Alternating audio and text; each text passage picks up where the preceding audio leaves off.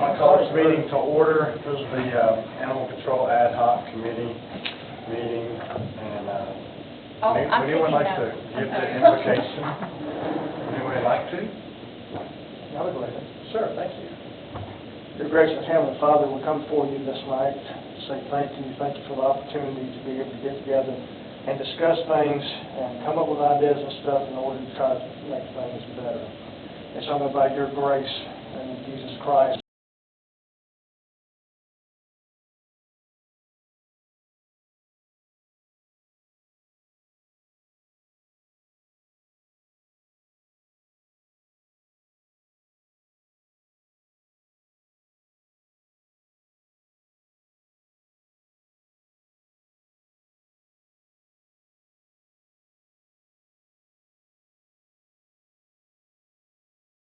Save our law enforcement and all that strive to try to make this a better place. In Jesus Christ's name we pray always. Amen. Amen. Okay, before we approve the agenda, I would like to move an item. I'm doing the notes, I'm just going to start at the quarter. Sure, no, that's fine. Yeah. Tell me when to start. Well, it's fine.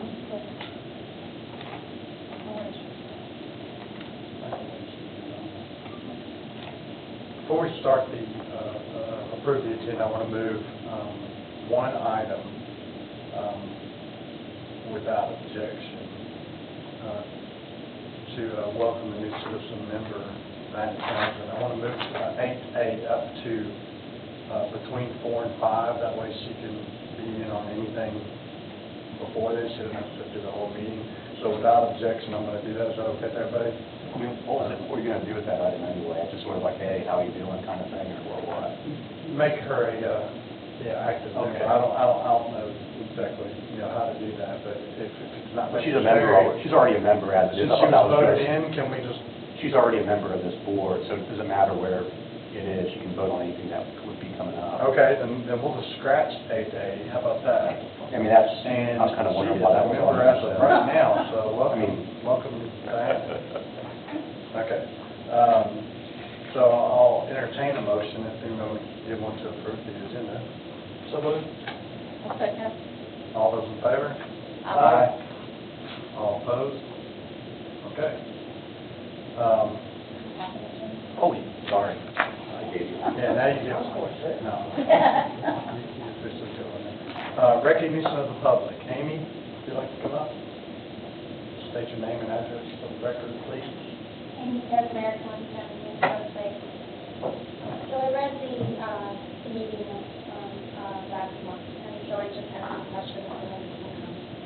Okay, just so you know, we can answer questions, but maybe we'll hear what you say, and it may come about through the process tonight, but you're free to ask it. Okay. So hopefully I don't forget everything else that I said.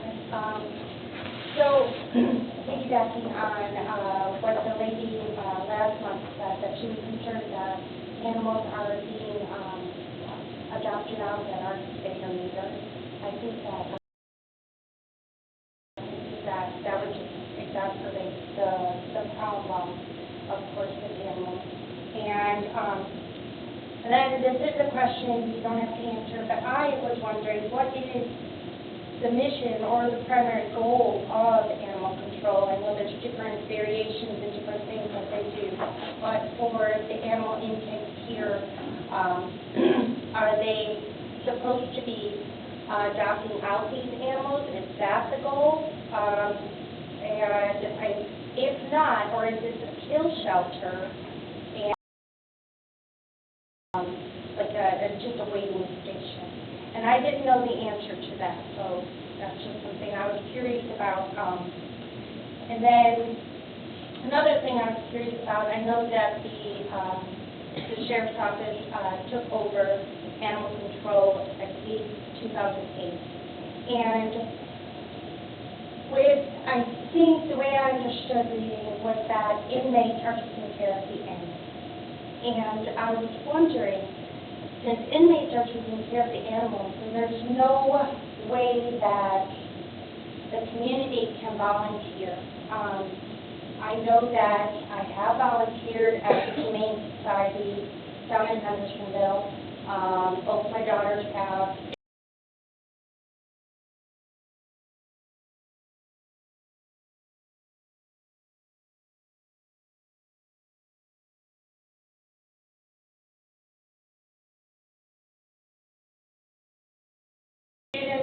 on their pins, and especially with the Tennessee Promise, all of the kids that are enrolled with the Tennessee Promise need hours.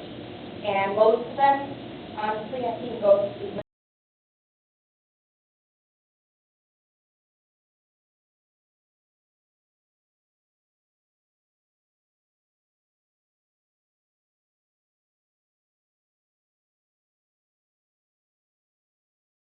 It doesn't have to. I believe the cost, I believe that the cost for adopting a spayed or neutered animal is $55. If that is the case, if I read that correctly, I do believe that it could be increased. I know that the fees are probably, money is always a problem. So I have adopted animals, and I've never paid that little of an amount. At least 100, if not more. And I think, in my opinion, adopting a pet is a lifelong responsibility. And I think you should be willing to pay for them to get spayed and neutered and dewormed and checked for various things. I think that is a big concern. If I were to adopt an animal from this place, would I know that they were healthy? Because if I adopted a cat and I brought it home and it had feline leukemia, now that I'm infecting my other cats, which would be absolutely horrific. So I think that that's something that needs to be addressed. And last thing. Are animals, another question, sorry, are animals, when they are brought in, are they contained to inhibit the spread of kennel cough, diseases that they may have when they're brought into the animal? That's it. All right, thank you.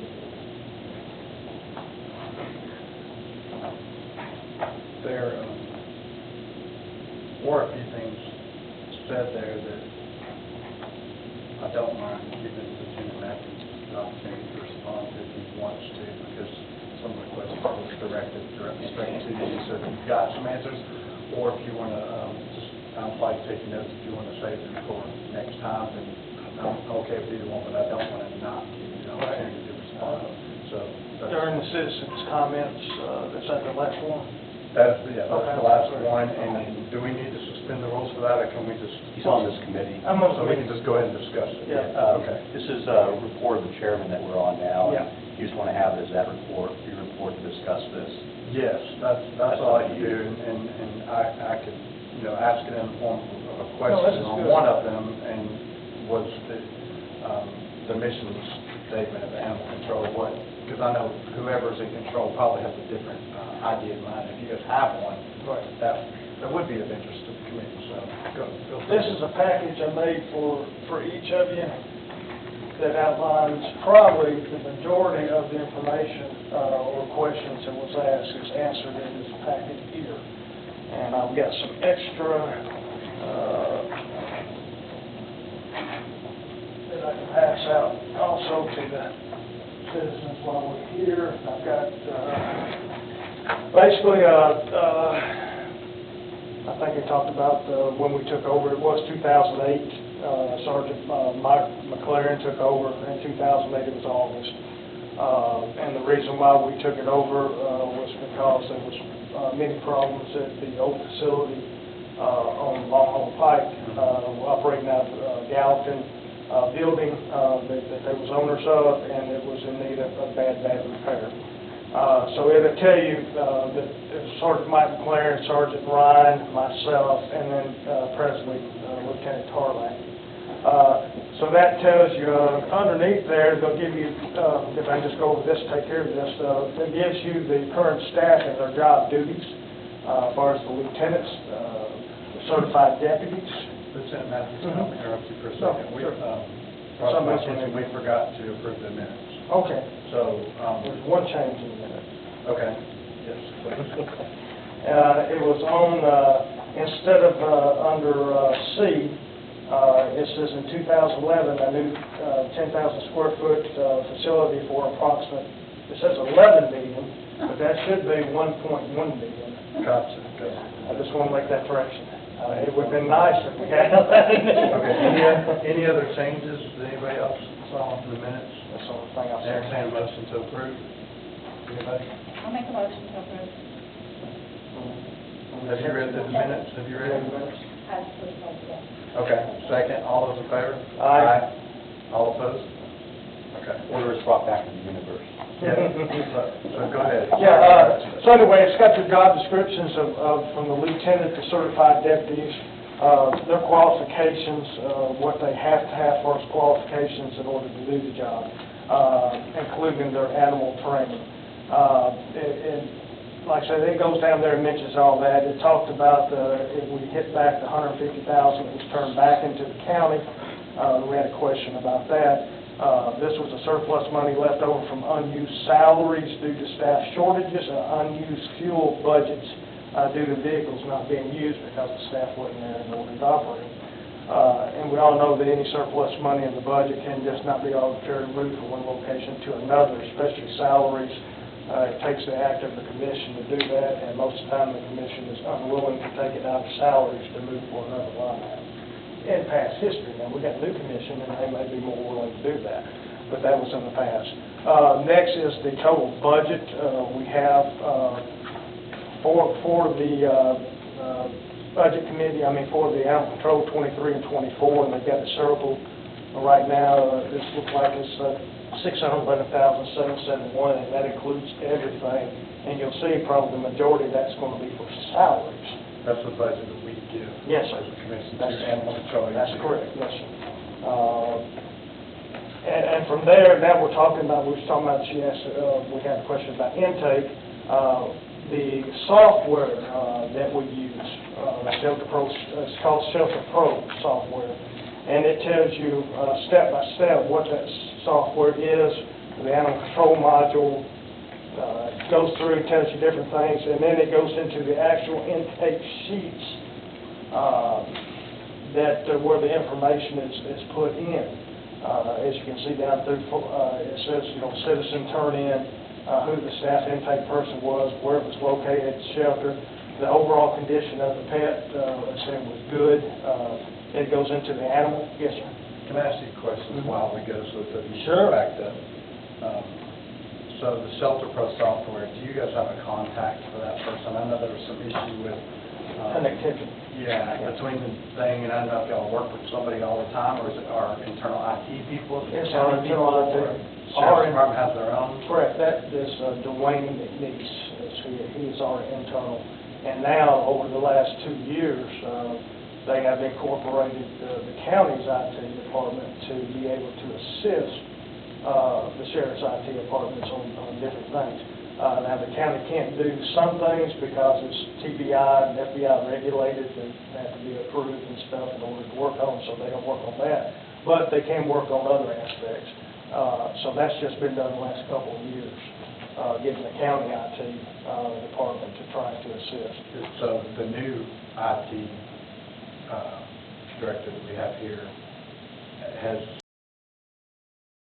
I don't have whether he's looking at this particular issue. I know there's a or different not. skill set there Yes, that I've heard, so Yes, sir. possibly maybe some solutions there. But I think they've kind of rectified as we go on, I'll show you here in a minute, to what they have done.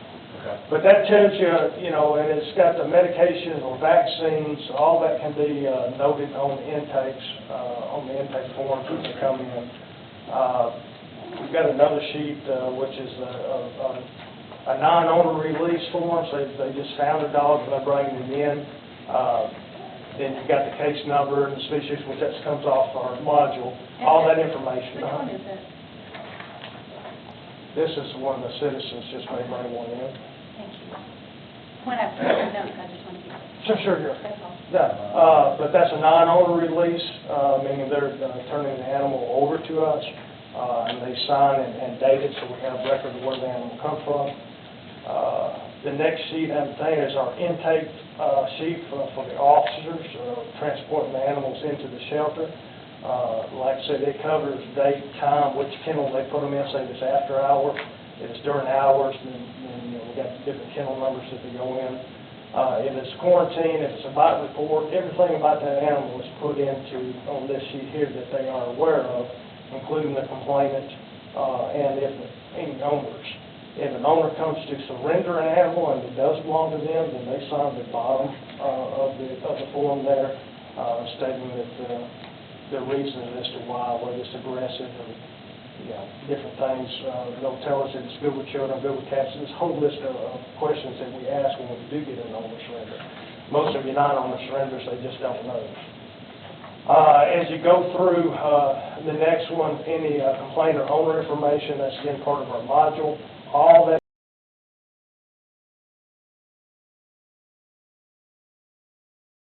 we had a dangerous, the animal was dangerous mark on this particular one was logged in by Rebecca.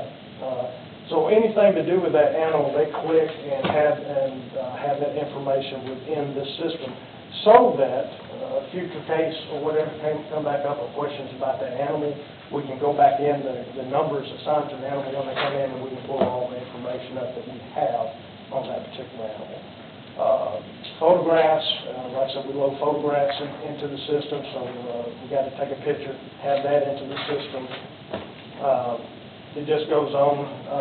Like I said, it's developed into steps, but the next sheet shows you about the dog. Labrador Retriever, male, large, adult, black, coat smooth, fur patterns, the tail long, to try all those are animals that we need to identify. And an incident number is 25369 there in the bottom left-hand corner. Then that's the animal's number, and that number will always be assigned to that animal. So when they come back to visit, which they do from time to time, we can pull that information up. Intake procedure control, and the next thing is how it happens. Animal remains, say we got a vehicle, animal comes in, animal remains in the vehicle until all the paperwork complete. If a citizen turn in, we got to get their identification and the information about the animal. If it's an owner, turn in, same thing with them. We make copies of their identification in order to have with our files. There's a lot of people coming from other counties and want to turn in.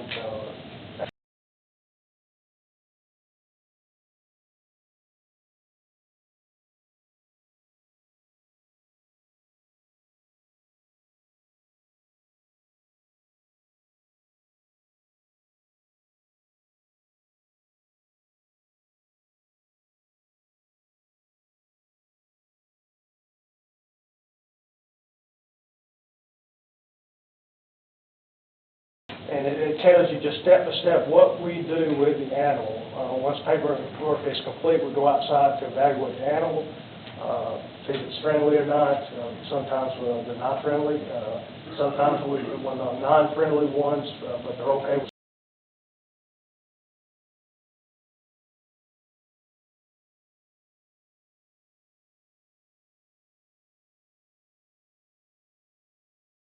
Sometimes we do have to use catch poles in order to get these more aggressive animals from the cars or whatever transport they came on into the kennels. That's not good, but like I said, that's part of it, unfortunately. But they check the gender, spayed and neutered, see the spayed and neutered. They're saying here, like I said, I had them, this is recent, we don't weigh the animal until they're potentially moved to adoption or vaccinating the animals. Like I said, when I was there, we had bought 3 brand new scales, and I would have the animals weighed as they come in. Since I have left, it seems like the inmates have unfortunately tore up a lot of property from time to time. So I don't know if that has something to do with that, but they only have one functioning scale when I was over there last time. Piece that we put in. But unfortunately, with the inmates that we do have, sometimes things happen. Sometimes they're not got good control of the dog, and sometimes the dog will like to do things. Grabbing the wires and pulling them or whatever the case may be, so they do get tore up. And then, of course, that's a big expense, so you got to have that money in order to try to get the animal, get the equipment back. But that's what they're telling me here. Like I said, I asked for all this updated, so I would know. If animals show signs of aggression,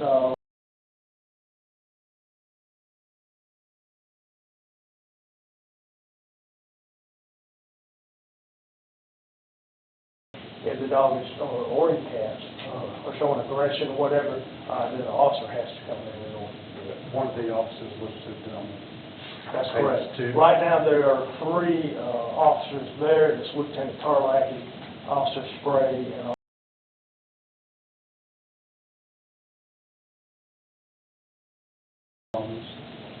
unless he's going to be moving. I don't know about Mr. Collins. Okay. And if she put that on there, then that might be the new one that they've got coming in, but I'm not aware of it. So these are officers for the sheriff's department. Correct. He's probably coming from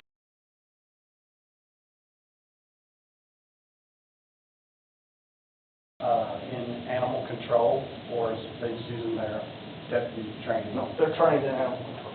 How they- Their training, and we got that in there, their training requirements is 120 hours.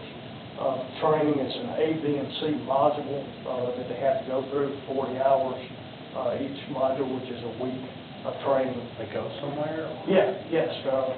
They're A, B, and C modules, and we have sent, myself, when I did it, I went to Dallas, Texas, I went to Arizona, and some have went to California. It all depends at the time the training is needed, where these classes are being held at.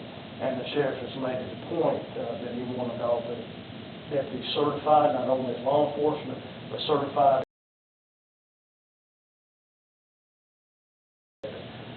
So after they go through this training, they are certified. All of them, Every one of them are so they certified. can switch. Yes, and they, the training, you do hands-on training. We went last one, we went to a big farm, which you have a multitude of different animals, and they teach you how to try to control the different techniques. Aggressive, Yes, breed. different techniques, different roping mechanisms. Using the catch pole properly to Yes, not all that abuse is going on. control. That's correct. Do you have annual CPE or continual? Education credits. Yes. They don't, at this particular time, they do not require that. Once you are, got your degree, get certified, and then once, as far as euthanasia, you have to be licensed by the state of Tennessee. So you have to apply for that, give them your paperwork and show them where you have been trained at, and before they will issue you a euthanasia license, to be a euthanasia tech, which is being able to administer the drug that it takes in order to try to help an animal pass on. Are the deputies euthanizing or the vets? The deputies, we are all certified and licensed to do that. How much does that training cost? Training, that's in here, but the sheriff had, when I went into it,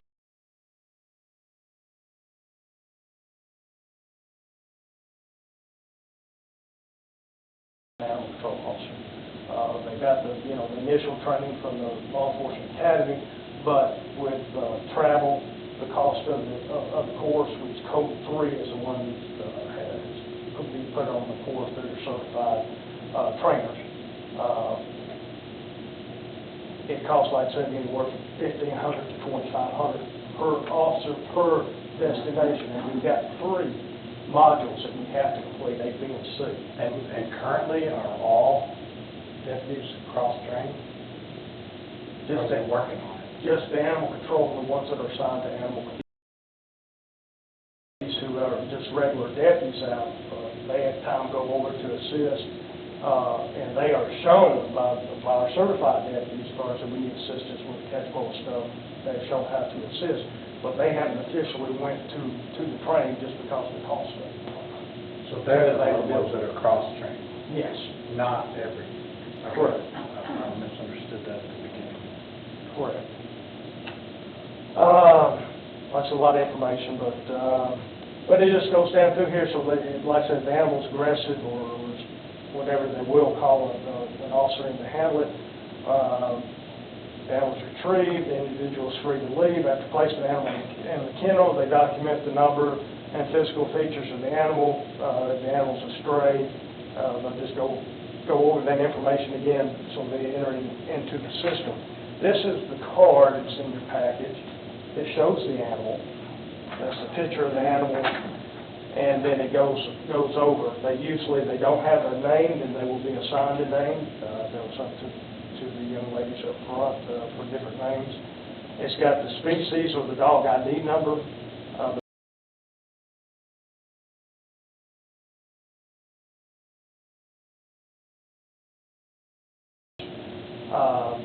And then it goes to the case ID number as far as the date, the kennel that it's in, the arrival date, the reason why it was brought in, who brought it in, which district it come from, whether it's Gallatin, Portland, Westmoreland, and again, the condition of the animal, the general condition when it comes in. If it's got any collars, that's noted. The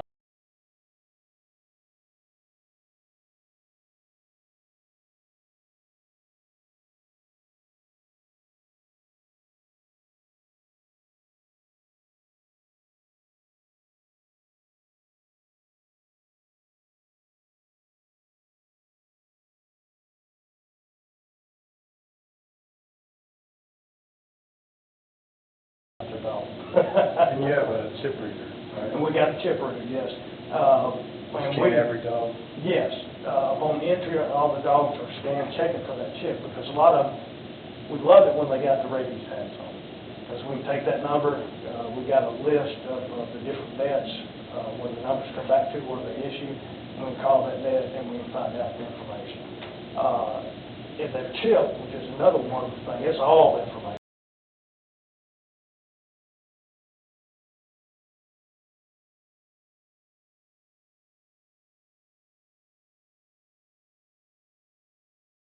So-and-so, it was chipped on this date at this time, and it's still valid for us in the system. And we go, great. You can get his phone number, whatever, and then we start trying to, of course, contact people to come get their animals. What percentage of animals are you able to call people and say, hey, we got your dog, we found it? It just Do you varies. have one of these methods? Yeah, it just varies. Your owner returns, she's got it there. But Diane, you got any information, please, anytime.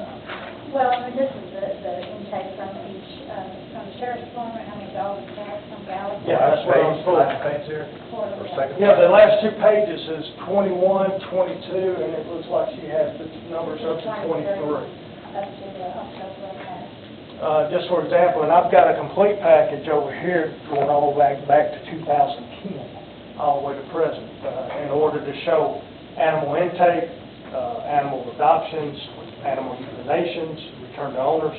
You can compare them all. That's how you'll see that our numbers on euthanations that went from here down here. And there's a variety of reasons. It's just not us, but the spay and neuter program that Diana, of course, she has all spay and neuter, but Safe Place for Animals and SPA both, because they do that. And every animal you do get spayed or neutered helps in the control of the population out and about. And that's another thing that I'll address there. But right here, just in looking at this right here, it says return to owner dogs. In 2021, it was 148. It looks like what they got here. Cats were 13. Cats are always going to be a low number. The dogs are always higher numbers than the cats. A lot of people. So that was 161 that got reunited with their owners in 2021.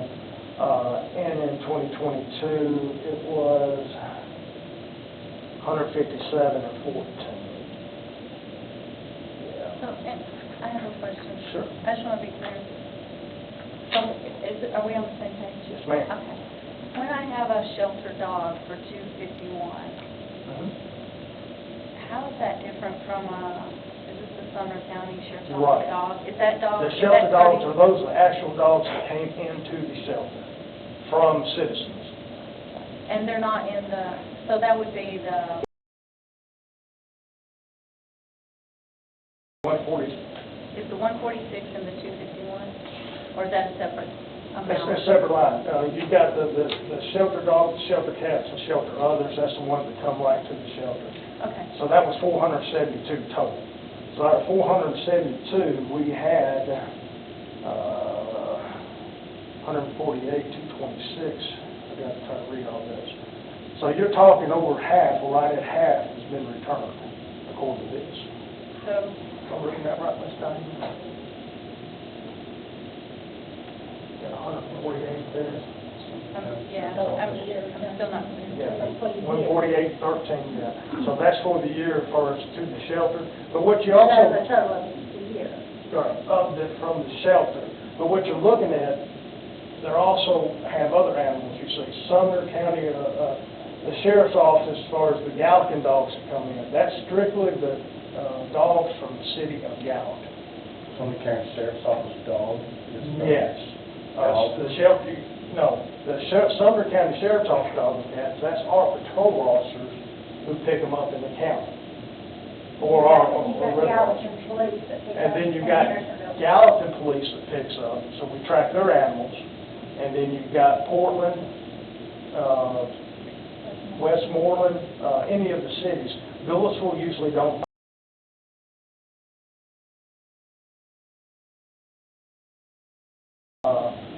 Okay, so who brings them in Is right. the ones underneath? Right. The shelter is the ones that have got. Right, to the Gotcha. shelter. And then the Sumner County Dog and Cat, others, that's our officers out on the street picking them up from being out on the street. Right here, it's the Sumner County Sheriff's Office, other. So other, and. Well, this particular other is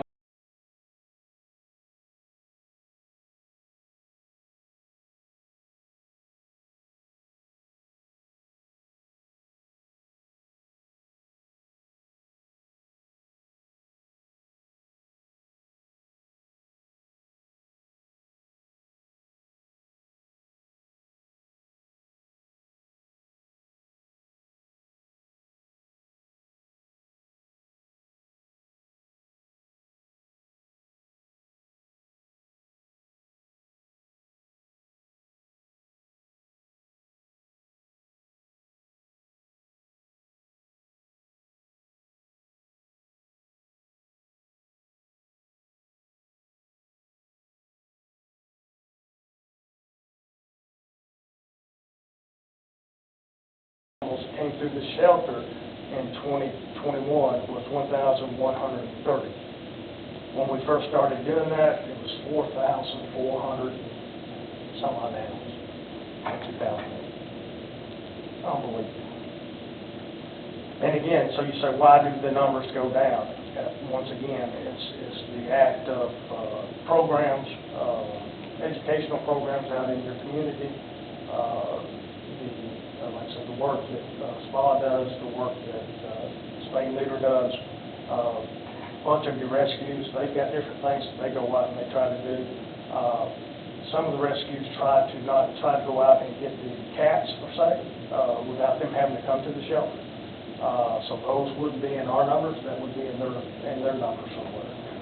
So there's a lot of hands that's been working in order to try to work together in order to reduce these numbers. And you take a look at the euthanations in 2021, there was 303 total euthanations, and you'll see that the majority of those were cats at 200, and then there was 103 dogs. And when you'll see six dogs, 2 dogs, 27 dogs, 29 dogs. It all depends on what comes in. Those euthanasia numbers come from animals that are sick, animals that's been injured, animals that's been ordered by the courts to be put down, because say, this dog is aggressive, I can't handle him, we get it in, we can't adopt him out because the dog is aggressive. The rescues can't take him because the dog is aggressive, and so there's no other alternative for those type of animals but euthanization. Can you clarify for me what is the difference between an adopted dog and a rescued dog? Okay. An adopted dog is the dogs that are adopted from our shelter. That come in and they pull the animal. Diana does from time to time. We got a whole list in our package. You'll see we got 16, 18 different organizations that we work with that come in with full animals. Up north, you have a tremendous need for animals. They have I don't know why, but they just don't have enough.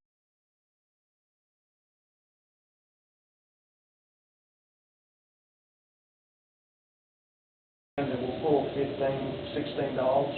Of course, before you transport them like that, they got to be all in vaccine, they got to be healthy, they got to, have their certificates, is what I say. Before they transfer up to the shelters up there, they get up to the shelters up there, and it's no time they're not out. So if I was to look at their intake form, I would see the rescue Yes. agency that took them. Yes, Like that is correct. Red, White, and Blue, Memphis, on August the 5th. to Correct. Bambi. That is correct. That is correct. Do Because they- we have to, whoever brings, however we get that animal, it's documented, and then when that animal goes out, however it goes out, it's documented. So we can keep track, of that animal. Do we get any fees for those? I mean, if we On had. rescues, Yeah. no, we beg people, we beg the rescues. And I'm happy to send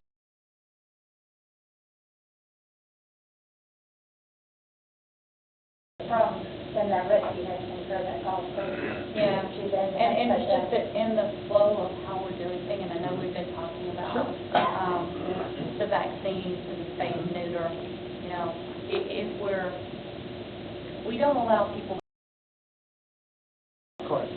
but if I'm not allowing Wilson County, who's my neighbor, then am I spaying and neutering and giving a full $150 for Bambi and then sending Bambi to No, Chicago? the way the That's all I rescue, want the to way clarify. that. You see what I'm saying? Yes, I just want to ma'am. clarify it. Yeah, just for clarification, that's the reason why we're here, just to try to understand, is the animals that are pulled are rarely pulled from our adoption side. Once they go to adoption, we keep them until they get adopted, unless we have trouble adopting an animal out. So the animal don't need to be there as long as some animals are, right? They don't need that. They don't need to be there at all? So then, at that time, we'll have a rescue come in, and sometimes the rescues pay for those. The ones they don't pay for is the ones that are intake, on our intake. We haven't got them over to adoption yet, they're on our intake. The rescues will come in, or we get, our rescues deal in a certain type of breeds and stuff too. They specialize, different ones in different breeds. So we get that breed in, we get on the phone, hey, we got this animal in, we got the whole time up, we've looked at the information, there's no identifiers, we can't find who belongs to it. That's all right. We'll put the information out there and wait our time, but after the time is over, then this dog's available to be pulled. Yeah, the Chihuahua Center comes to get the Chihuahua. Lord have mercy. If Some there people was- are chihuahuas. I know. Yeah. Okay, I got Yes, it. ma'am, I got one, the guy said his name was Boo. Boo, I'm just telling you, the man had marks all up and down both his arms. I went out to get him, and I swore that dog turned his head all the way around, right? He's just eating me up. I know We that. had a rescue come in, right? We couldn't adopt that dog out, and he didn't want to have anything to do with anybody. Even the owner, like I said, he bit me numerous times. We had a rescue come in, took that dog, they would do something with it. And I'm like, how? Teach me how you do that. They said it takes a lot of time. It takes a lot of time. Yeah. And like I said, most of your standards, I think Diana should probably have some information on this. Your shelters, your turnaround date should be from 12 to 18 days. From the time the animal comes into your shelter until the animal is out to where it's going. That's rare. Your big organizations sometimes can do that, and sometimes we get real good turnaround. But some of these poor animals, especially pit bulls and things of that nature, sometimes they're around for a while. But your goal, or what they say the goal is, or the preference, is 12 to 18 days. That's from the time the intake to the time they leave. And like I said, in our system, because of a lot of our animals that we get, aren't the healthiest, they got situations with them and stuff. It's hard to do that. But on healthy animals that come in, nice animals that people all want, yeah, they usually go pretty quick. But like poor pits and things of that nature, they usually stay around. If we could continue on to finish the packet, I want to finish that because the next items that are coming up will address some more of these questions, and we kind of gotten into some of those already. Sure. On the adoption agreement part. Yes, Joe, we talked about the animal surrender or animal wait list, that we had a wait list. Currently, today, there are 7 on that list, but this is the form that is filled out. This is people that want to bring their dog Want to in. bring their As soon as in, yeah, they're- owner surrenders, as soon as that we can get an opening for it. This is the blank list, this is one that's been filled out, just to give you the information on that. We have our adoption agreement and adoption agreement. Did that have your phone on? You No, have I'm this still, one. I'm still good. Yeah, it was right after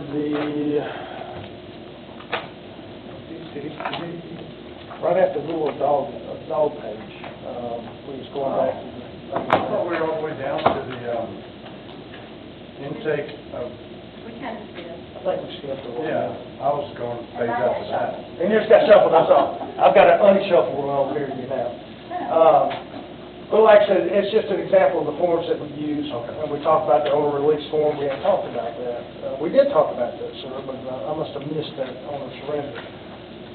But as you go down through here, like I said, every form we use, how we're supposed to use it, how it is used. And then we get to the page here that says Exhibit A, intake policies for other shelters and municipalities. Lieutenant Tarlacki contacted each of these other organizations, and the ones he's got, Smith Lease on Life, Mount Juliet Animal Control and Care, Robertson County Animal Control, Tullahoma Animal Control, Montgomery County Animal Control, Rutherford County Animal Control, Macon County Animal Control, and True Rescue, which is a private brick and mortar shelter. And just ask them about, what do you do? What's your policies? And each one responded, and it's here. Just like New Lease on Life, we take owner surrenders and transfers to partner shelters. Our waiting list is very long, mainly large dogs and senior cats. Small dogs come in almost immediately.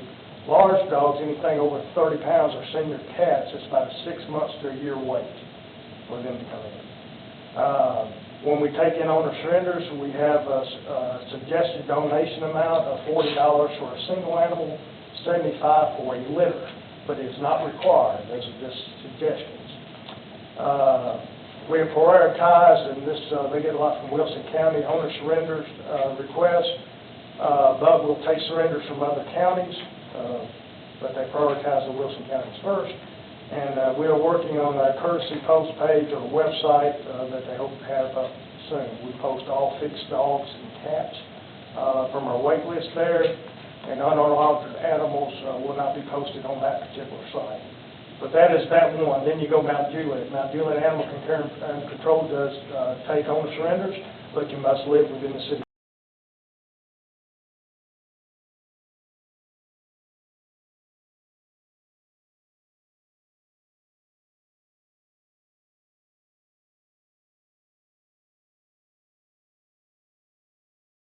Robertson County, they only take the ones from their jurisdictions, and they have 2 cities in theirs. And it says one of the 2 do not owner surrender. So one of the cities, they don't owner surrender. I don't know why that is. But it's just what they said. They said, yes, we have a waiting list there at Robertson County. We alternate between it and our income straight list for what we have kennel space available. So they also have a waiting list. We do manage intakes on all incoming animals except law enforcement or emergency cases. They take all the law enforcement officer emergency cases, but they manage the intake on the others. Our waiting list is currently 4 weeks. On the longest one, the most is less than a week. We do not charge an owner surrender fee currently. It's all taxpayer services. Stray dumped animals and owner surrenders are all up in the past few months, and this is, I know, quite a few due to the economy and just not able to afford them anymore is what they're saying. And then we're just going down. Tullahoma is the same thing. They don't charge owner surrenders. Current owner surrender list is longest waiting individual is 10 months. We have 36 kennels and currently have 53 dogs. And you'll see that going down. They continually say that How many kennels? they got 36 kennels and 53 dogs. And let's see, it just goes, and all of them got waiting lists. Montgomery County, 3 to 4 weeks out. They do charge for owner surrenders, $30 for dogs, $10 for puppies or kittens, $5 for each puppy in a litter. And then it goes to Crawford County, do not take in owner surrenders. Pens, cats are booked out a few weeks, but we're able to move them quicker than dogs. Dogs are accepted depending on the space, breed, behavior, but very limited, and most on the wait list are giving a list of resources to assist with rehoming them. And then we'll go to Macon County. Macon County does not take in owner surrenders unless it is a special circumstances, which is elderly at risk of injury, or the dog is at risk due to neglect. They do not have the space for strays. They do not have that space because the strays are overflowing. So they do it on a limited basis. And the last one is the True Rescue, which is a private organization. And they said, yes, they usually take owner surrenders, which are mainly for cats, kittens. But we had to halt it during the kitten season as it has been too severe. That means there's just way too many of them. We refer to rehoming websites. It says this does not apply to adopters or returning animals they have adopted from this. They will take those back. If they adopted from them and want to return, they take them back. We do too. They ask for a rehoming fee of $50 for a single pet, which is suggested but not required. So that just gives you a little information on how all the other surrounding areas or members are handling their population. And as you can see, a lot of them got the waiting list, a lot of them don't have enough space, and a lot of them rely on other organizations to assist on trying to get the animals home. Trying to speed things up a little bit. I appreciate all the A lot of information information to read through. And the rest of you look through this, our website has been updated. We got in here the reason why they're using Facebook instead of Pet Finders now. We've got that information in there. Have you given up hope on the Pet Finder? Is this something we're still trying to? At this particular point, they, even in comparison with the amount of work they got, the amount of people came in off Pet Finder, they say that Facebook has worked tremendously well, better than Pet Finder.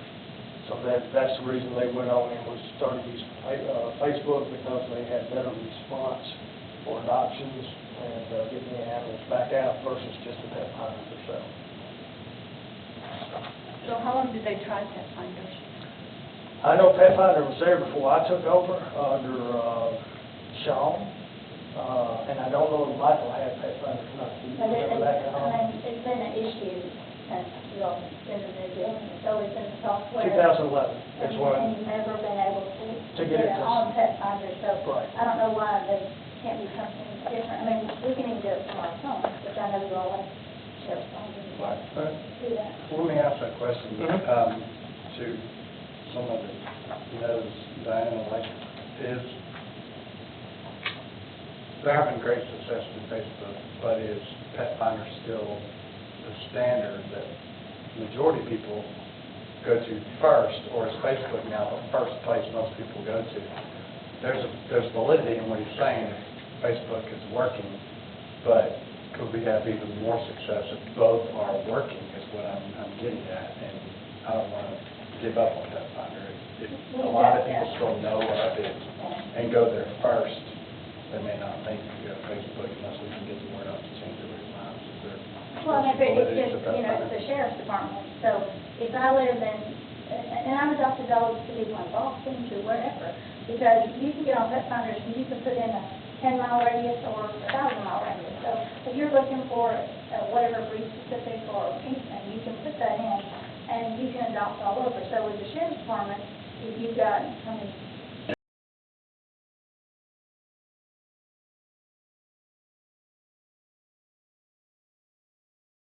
Nationwide adoption. yeah, we post those. we have our Facebook page, we put our adoptions on there, we put our pets on, new pets to come in, but Pet Finders is always the main number one resource. I would like if you could ask Sure. if we can still check into our new IT people and see if there's something that we could do for a go-to. The problem that they have run into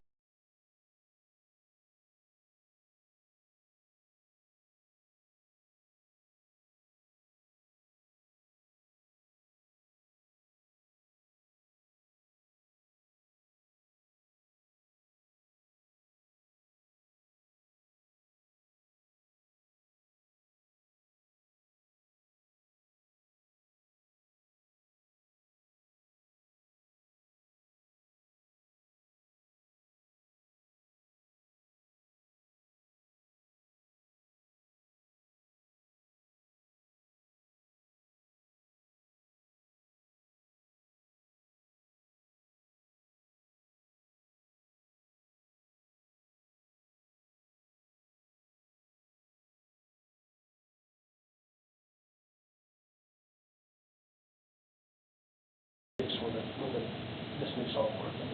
Okay. I mean, I am the most computer illiterate person on here, but we just do it on our phones. I mean, even if you just had, and I know, like I say, because it's shared phone, you can't use your, but if there was one phone designated just for Pet Finders, so that those can get posted, I mean, like I said, this has literally been issued for 10 years. Is there an iPad or something like that? Yeah, we can add. That can be looked I don't at. have a problem with It's that. not there with the computer at all. And can I have somebody off topic? Sure. I've done taken up a lot of time, sorry. And I'm sorry, because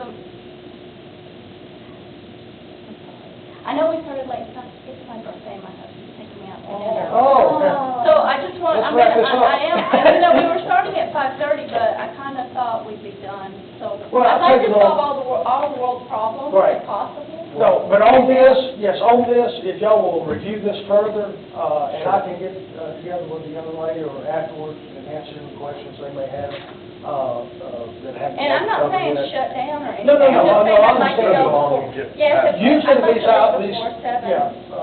Mr. Chairman, probably, we should be within an hour to an hour and 15-minute meetings, maybe an hour and a half, so we'll. I'm sorry. No. You're not, that's great. We need to know these things. This last part of moving along fast, and that's where I was kind of going, was tying up this. I think you gave us a lot to chew on here, Yes, sir. and it's going to answer a lot of questions with what you give us.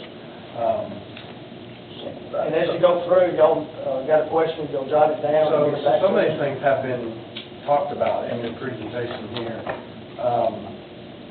Purpose for animal control ad hoc, did we not define that last month? Yeah, I thought we Or were. about efficiencies and stuff like Yeah. that? Were Yeah. we leaving it on there for any other reason other than just it's always going to be a topic? No, I don't know. And I think in our notes, we kind of discussed that. Okay, I think we can take that off. Okay. Answer. Yes. The animal control timeline, I think that's been answered. Is it a package?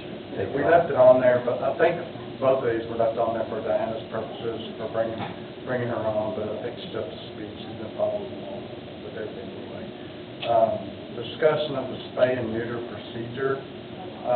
In the package, you'll have the pricing from our vet, the pricing from Spay and Neuter Alliance, to give you some comparison, and then Diana probably got her cost or something that she may have for comparison also. So I think that we left that on there because Diana was coming on and she couldn't be a member last time, and I wanted to leave it there for her to ask questions or make any comments to what we discovered last time. Did you have any time to review some of the information from the last meeting or he's got here that you want to ask some things with? Well, I mean, again, this just came off of the website, as far as if they're vaccinated but not spayed or neutered, $30 plus $25 covered. You're talking $55 total. But, here's a prime example of, this dog is an unneutered pit bull that has been found multiple times, and he came from animal control. We're putting these animals out here and they're not sick. Is he somebody's pet or He was adopted from animal control just recently. Okay. And multiple times he's been brought up, again, he's not neutered. and the people, they're not taking them to get food. You know, they're not vaccinated. It's really causing a problem in the community. So, you know, this is a spay-neuter clinic too. I mean, I have the letter that Sarah wrote you all 3 years ago about, you know, why they kind of canceled you because of the disease and. You want to bring that up, I'd be glad because, and I'll tell you this for the record, most of this here is a bunch of baloney, okay? She got emotionally involved, she told us that we had emancipated animals that we were bringing over here, which was not the case. It was one dog that was trying to get adopted and they wanted services performed, because they're trying to get these diseases you're talking about upper respiratory diseases. No, No, I understand. This letter is a bunch of crap. Okay, well. Okay, this is on my watch, and I'm for the record, and you can bring her up here, you can bring Ms. McIntyre up here, you can bring her. Well, no, it isn't just, and again. I'm going to interject. No, I want to get us back on track with just the agenda items, specifically a discussion on spay and neuter procedure. Diana, what I wanted you to have the opportunity to do was ask questions about the procedure and making suggestions about how we can do it better than what's currently being done. I think we all recognize there was a question on affordability as to why it wasn't done, and we got to figure out a way, despite relationships that may go on the fritz from time to time, figuring out a way to get it done, because if we're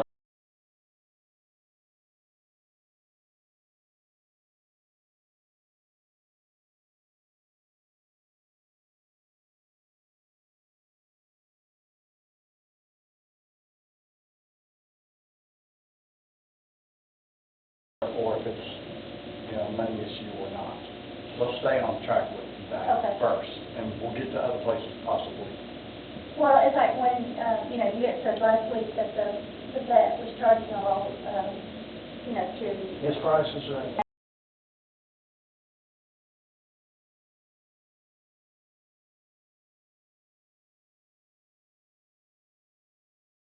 And, you know, if the animals are healthy, maybe we could work with spay-neuter again. I think Sarah would start taking them again if, you know, if they came in I vaccinated. think you mentioned Sarah last time has. you guys are working on that. Yeah, Sarah has, and we can talk about that later, but she has done some. And there is some vaccination or Mortadella and stuff like that that we can do that you don't have to be licensed to do it. I did that when I was over there. My understanding is they've done some like that. But from what I was told by Lieutenant Turtlake was that the animals that are going over to the adoption area now are being vaccinated. And Well, spayed and neutered, or is that, no, that's still a Spayed and certificate, neutered, right? yeah. That's a certificate. for it. Spayed and neutered, and she talked about, you know, we got this one particular dog, okay, we identified a problem, and so we need to address that problem with that particular.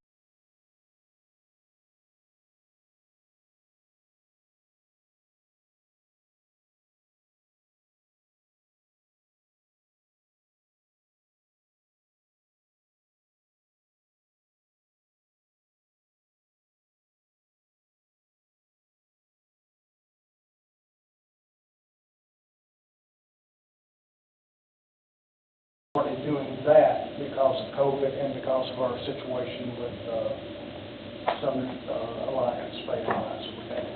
Well, I mean, the vet that comes in, can he just, I mean, if you have the other side of the clinic, can he just do surgery there, or? Surgery? To just do, I mean. I'm sure he could. Because it used to be the bigger clinic. At the. You know, maybe he could, because he could, $240. well, He no. charges more than what Sarah is charging.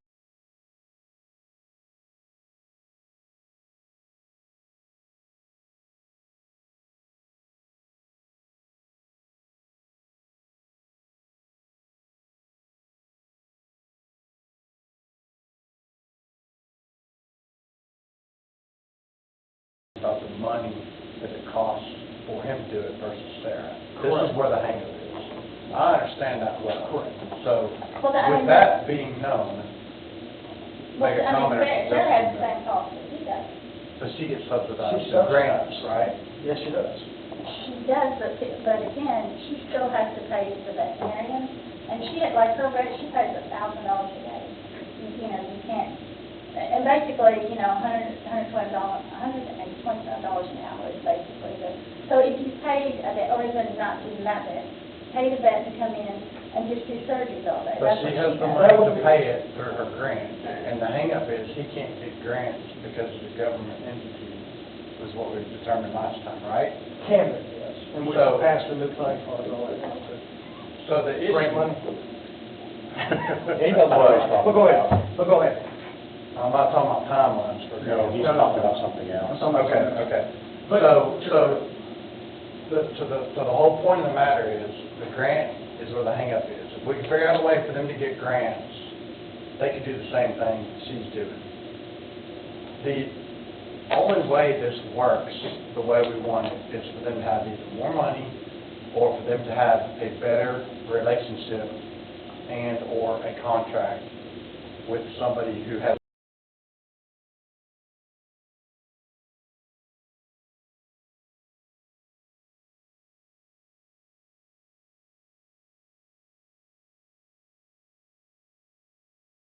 they agreed to do, for whatever reasons. I don't want to start pointing fingers. We gotta figure out how to get around that by either maintaining relationships a different way, or by getting grants, the ability to have grants to subsidize them to do what you're suggesting, which is have the vet, And then do you the got, surgeries. then you got to find a vet. And these are not our only two paths. If we are blessed in this county to have this spay and life, we're blessed. But let's just say they weren't here. We still, I believe, would be looking to have spay and neuter our animals as we are discharging them to their new homes. And, I mean, it's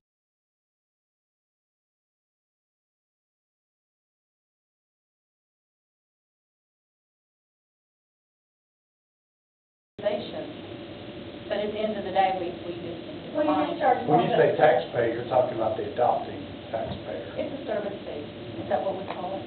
Service fee. Well, why don't you Right. just charge a more of adoption fee? My adoption fee is $250 to $300. Because we're not being able to.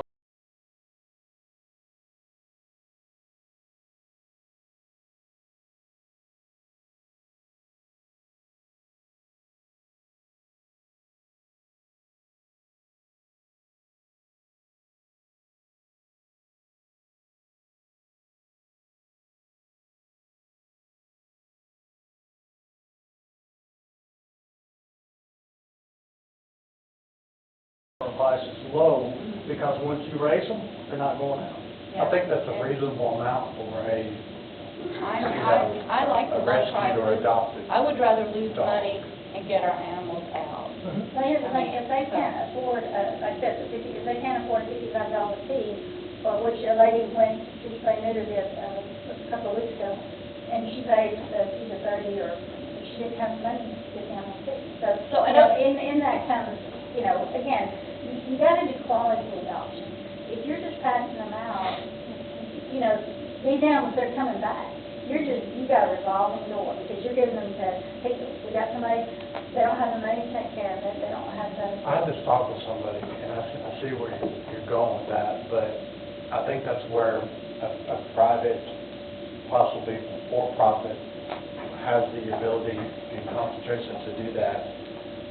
But the revolving door is something that our animal control, the purpose of animal control is to get the animals off the street as fast as possible, and if we're full, we can't do that. It may end up being a revolving door if that animal comes.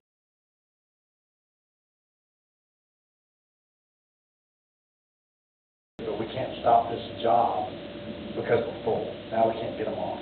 It may be a continuous, same dogs all around, but if we keep on working at getting them off, I think that's where two different goals are, and that, you may have a different So what opinion about with that, but when I like the quality adoption. So when this dog went out, how many dogs did it?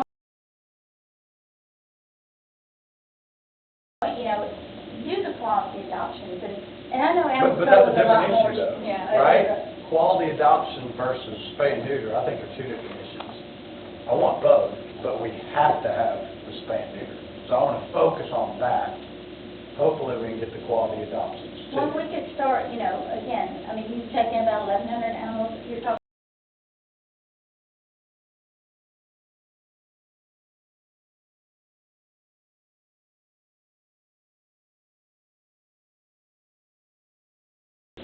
That cost you money. September, 44 cats, upper respiratory, $23 cargo. So, you know, again, if you can get away from this cost, because this costs money when the animals are sick, vaccinate everything, save $10,000 for your medical care.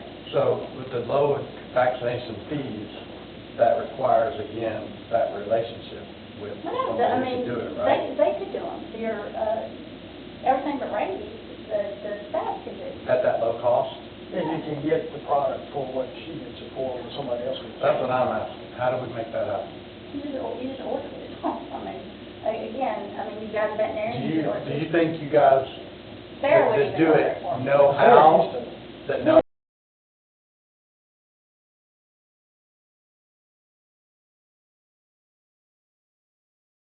Number one. Number two is, I don't know these private organizations, how many they've got running for a year, but if you talk, just like a parvo test on a dog, $15 a pop. I don't have to public test every dog, but I they can bring understand in. what I'm talking about. Our volume that I used to have,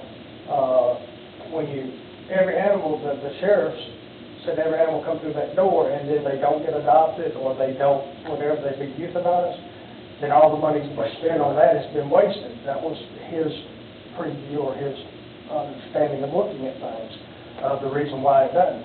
The other thing, we need to get out there, the other thing was that until that animal, he said until that animal hold period is up, it didn't belong to us. I think there's a certain amount of shots that, my understanding, that don't harm an animal if they already have that vaccine and you give it to them anyway. It doesn't hurt them. There may be some that are, but some that aren't. I think we could look at a list of which ones are and look at that route. If it is affordable to do it, we should do it. It's all budgetary. Yeah.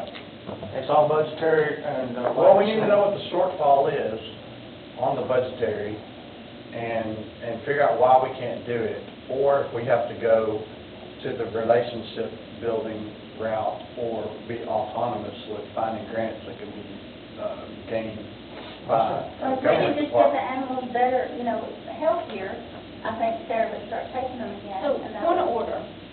We're way off the agenda, and I don't think we're going to solve it this evening. So, Well, do what do we you have suggest some- for points of, to bring back next month, to keep it moving along? To keep it moving along, I think that this did open up a few items, and I think that what we're all talking about is when the animal exits the shelter, the spay and neuter and the vaccine. That's the big thing that I think that I'm hearing. Oh, I understand, And- 100%. And I understand the budgetary piece, but as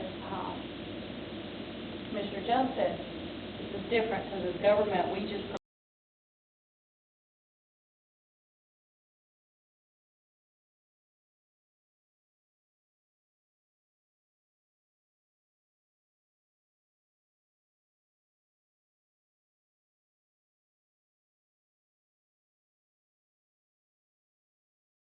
look at the service fees. I think I'm calling it right. And we might have to look at budgetary, bringing in more revenue for that, looking at more grant writing if we can find it, looking at other related topics and Homework. homework. Right. How can we? And trying to get a vet. How can we look at some of these issues between now and next meeting, and we'll talk about that in a second. Yeah. How can we look at some of these items and divide this up? And brainstorm. Areas of I read, expertise. I'll share with you, I read a fabulous success story I think was going on. And what they did is they partnered, and this is a big project that I am not suggesting, but I'm just saying there's a lot of things out there. They partnered with their local veterinarian school, and they did inmate training, and their inmates left as vet techs. And they ran a school, and that's something I am not suggesting. I'm just saying there are lots of ideas out there. There's a lot of people in the community. There's a lot of us. There's not just one answer. There's probably a lot of answers, and I don't think we'll go down one path, but many paths. And I don't think we can answer it tonight before my husband needs to. No, but in retrospect, we already do that with Ball State in their vet tech program. I know, but But not the they're inmates. coming over. This program, I was like, I'm sorry. wow, look at that. That's something, and then, that's one of your goals, I'm sure, at the sheriff's office is what to do with the inmates. So I have my personal opinion on that, but I'll tell you that in a minute. Well, So- another day. If I can ask this question, is there anybody who knows about the grant writing procedure that could look in to see if anything is available for us to receive grants?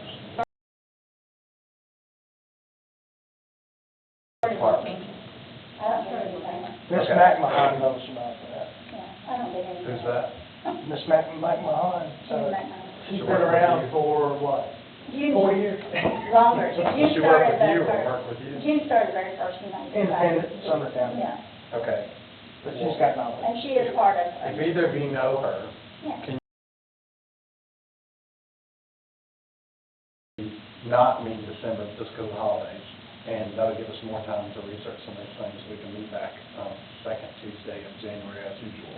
If that's okay with everybody, just. That works good for me. I'll make Any a objections motion. there? I We're still not do. on that item yet. Second. All those in favor? Aye. Skip the B on the Okay. business. Okay, and so We jump right if on. you guys, for a bit of homework, if you're able to get the intake policy and procedure is going to be parlayed with that, so we can continue that conversation later. I do want to keep C and D on there because this will come back, yes. And then we just kind of handled 8C out of order there, but necessary. 8D will be one of the last items on the agenda, the discussion for the addition of a second citizen member. This has come up a few times, a couple of citizens that have asked about it, and I think it may be helpful. The even number doesn't bother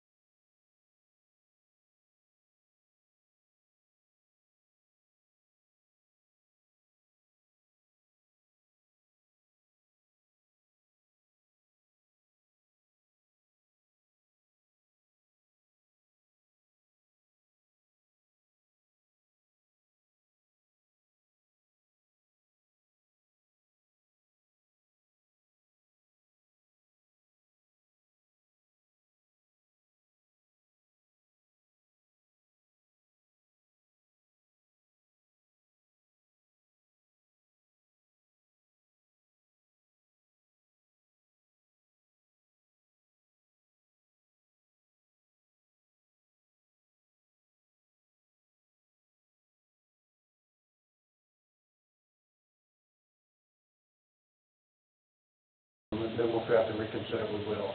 What's your suggestion? It may be That, changed in an it's amendment. some way we put out there that anyone who's interested in contact you. Does that have to be in the form of an amendment to Or anybody? we can just like go with it. No, I mean, that's,